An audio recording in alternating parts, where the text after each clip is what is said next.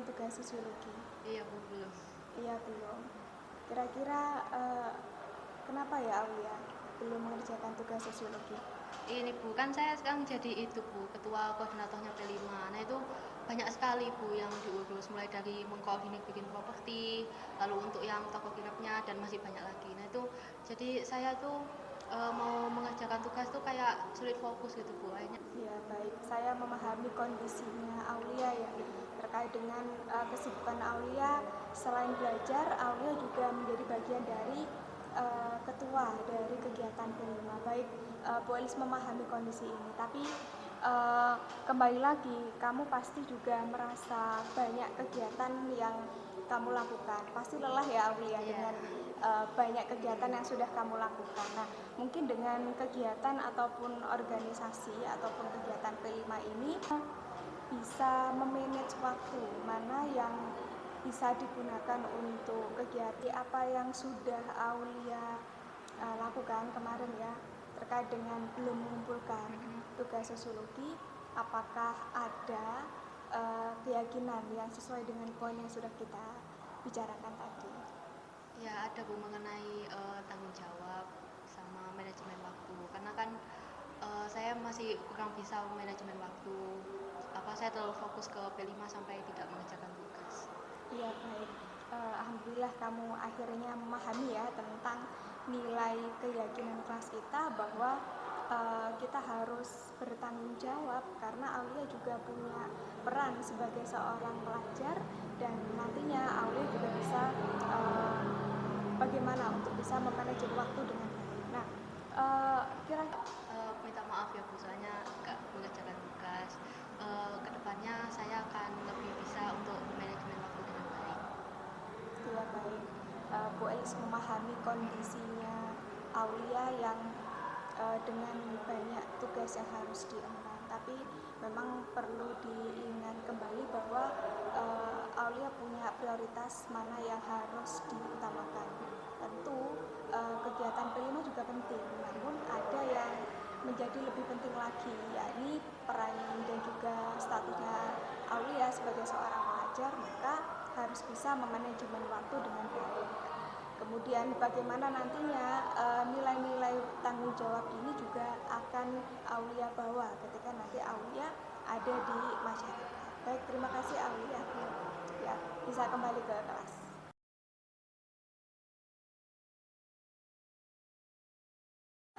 Maaf ya, Bu Elis mengganggu waktu istirahatnya. Kita ngobrol sebentar ya terkait dengan pembelajaran yang ada di dalam kelas. Bu Elis dengar dari pembelajarannya Pak Bejo. Pak Bejo ngajar apa? PKN. Ngajar PKN. Ya baik. Saya dengar dari Pak Bejo katanya Renaldi mengantuk di kelas ketika Pak Bejo mencoba untuk menerangkan materi apa waktu itu ya Renaldi? Materi mengenai Pancasila. Oke, materi mengenai Pancasila. Saya lihat Renaldi sebenarnya kan aktif ya di pembelajaran PKN. Kira-kira apa ya Renaldi yang menjadi penyebabnya Renaldi mengantuk ketika pelajarannya Pak Bejo? Baik Bu, tadi pada saat pembelajaran dari Bapak Bejo, saya mengantuk dikarenakan tadi malam saya itu diharuskan membantu orang tua untuk berjualan. Iya, berjualan ya. Kalau boleh tahu, uh, Sampaldi pasti bangga ya terhadap Renaldi karena tidak semua anak-anak itu mau untuk membantu orang tua. Saya memahami betul loh kondisinya seperti saat ini sehingga berarti ini ya yang menyebabkan kamu akhirnya saking tidak kuatnya mengikuti pembelajaran kemudian ngantuk di dalam kedua orang tua bisa dipertahankan sikap yang seperti itu karena tidak semua anak itu mau dan punya perhatian lebih kepada orang tua. Tapi yang perlu diingat kembali adalah bagaimana nantinya Renaldi bisa memanage waktu, mana yang menjadi prioritasnya Renaldi.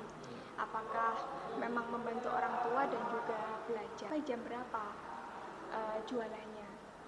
Baik Bu, kemarin itu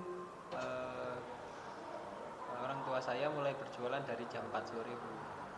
Nah, berhubung dagangan masih sepi, jadi jam 2 malam itu baru habis Bu. dan kami beres-beres itu baru selesai jam 3 subuh itu.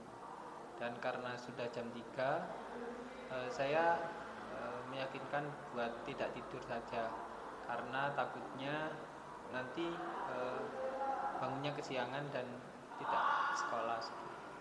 Ya baik, Bu Elis tidak menyalahkan kondisi yang demikian ya. Tapi Bu Elis ingin kita sama-sama untuk mencari penyelesaian terbaik dari permasalahan ini, antara manajemen waktu, bagaimana Renaldi tetap bisa belajar dengan kondisi yang prima dan juga tetap bisa membantu orang tua. Kira-kira Renaldi bersedia tidak untuk bisa memperbaikinya? Iya Bu, saya bersedia. Kedepannya saya akan lebih memanajemen waktu saya dan membagi waktu antara membantu orang tua dan istirahat yang cukup untuk pembelajaran. Dan nanti kira-kira apa yang kamu lakukan tadi ini apakah sesuai dengan poin keyakinan kelas kita di kelas 12 tujuan sebelum? Karena saya tidak menjalankan poin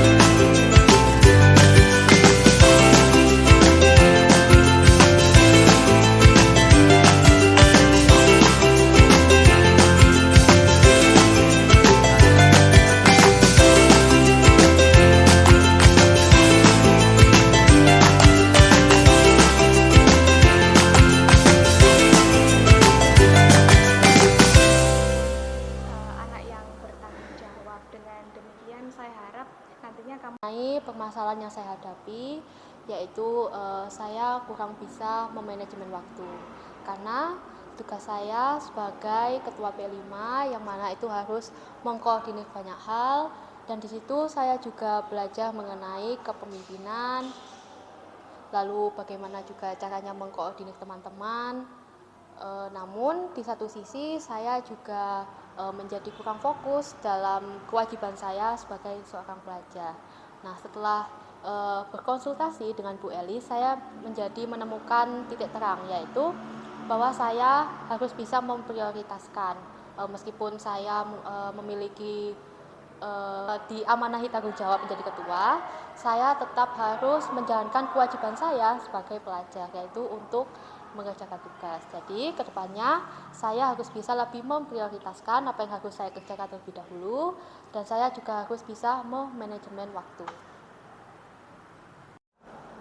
Dari konsultasi dengan Bu Elis tadi, saya mengenai permasalahan saya yang dimana saya membantu orang tua saya berjualan setiap hari, dan terkadang ketika berjualan itu terlalu malam, saya tidak sempat beristirahat dan akhirnya mengantuk di dalam kelas.